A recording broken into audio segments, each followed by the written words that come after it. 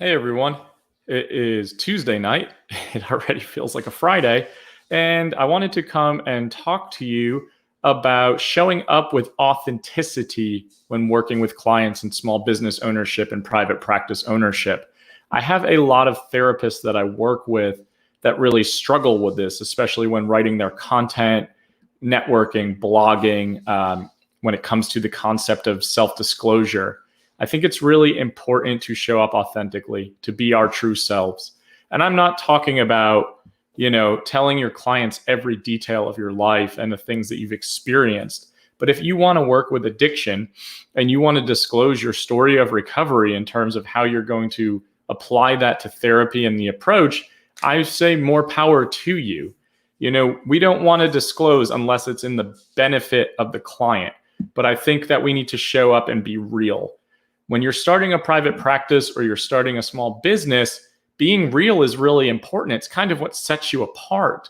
So if we're showing up generically, robotically, kind of boring, like we don't really have any ability to be a human being, it's really not an easy concept or task to build rapport with clientele.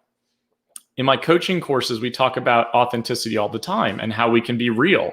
Like if you're going to curse a lot in your sessions, incorporate that into your writing, into your content. Be real. If you're going to come across as really gentle and meek, I want you to be consistent with that. I just think it's important when we're selling our services, which essentially we're selling ourselves, it's important to come across as an actual human being. I think that in graduate school and in a lot of agencies, it's kind of beaten over our heads that we have to be really generic and vanilla and we can't just self-disclose and we have to be robotic in our approach. And I think, in private practice ownership, if you're working for you, the more real you can be, the better. I think that being authentic and genuine is a part of the human condition. And that's really important in terms of how we create and build rapport with clientele. I know for myself, like on some of my listing sites and profiles, like I use the word fuck because I curse a lot. That's just who I am. And I have had clients call me and say, I called you because it seemed like you wouldn't judge me for swearing. I was like, who's judging you for swearing?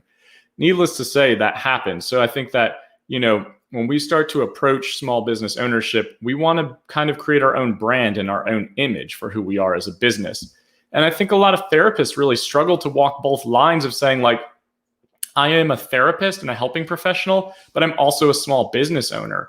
And that it feels like a struggle to kind of enforce certain policies and procedures and also, rate set and really encourage like cancellation policy enforcement, etc.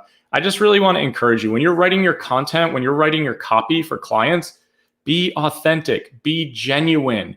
Don't try to like come across as someone you're not, because it's going to come out in your interactions when you're networking and when you're building rapport with clientele. Like they're going to be like, hey, I read this online and you don't seem to really take that approach, or this doesn't seem to be your value system. I think that's really important.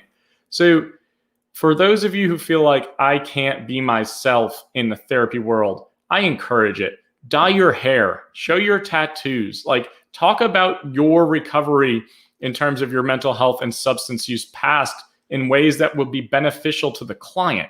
You're not disclosing for you, you're disclosing for them.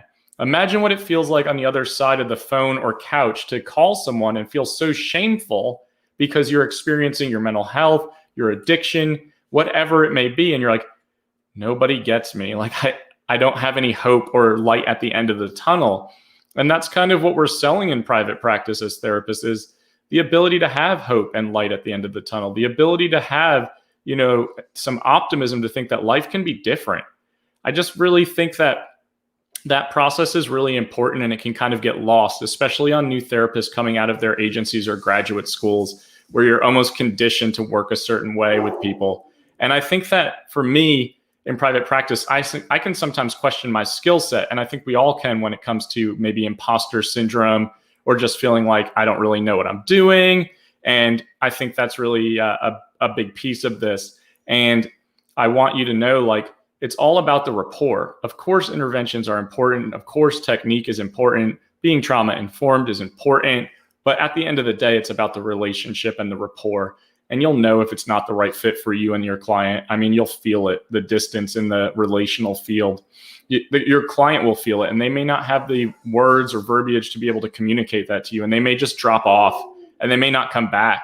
And that's not a reflection on you. It's more so a reflection on the fact that they don't really know how to communicate and assert themselves and, kind of create provider choice. I like to talk about provider choice with all of my clients to encourage them from day one. Like, you have the choice.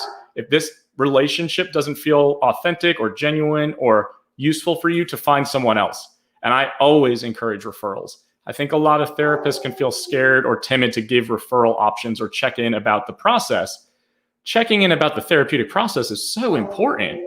Like, it's how we kind of gauge where we're at and how our clients are experiencing the relationship. And it's not about us. It is about the client's experience. We need to ensure that they feel safe and they don't feel judged. They feel like they can be genuine and authentic. We can't do that if we're acting robotically, if we're not acting like human beings. It's just not something that we can offer. So I really want to encourage you, authenticity is key. Rapport building is huge. And the relationship is really important. And you can sit in your office and say, man, if I just offered EMDR, if I just did art therapy, if I just did this, I would get more clients. I really don't believe that that's true. I think a lot of clients are definitely seeking out providers who do EMDR, who do specific interventions and modalities, and there's nothing wrong with that. But to the lay person, your client doesn't know those acronyms. Your client doesn't know what an LCSW is, what trauma-informed CBT is. It's just not the case.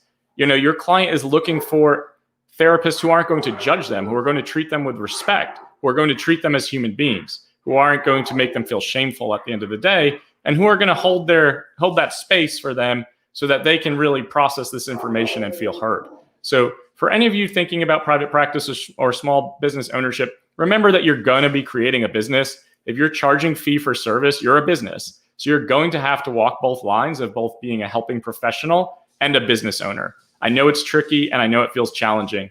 And if you have questions, please feel free to reach out to me. I'm happy to help you. Also, there is a dog fight going on downstairs that I need to go break up. Have a great night.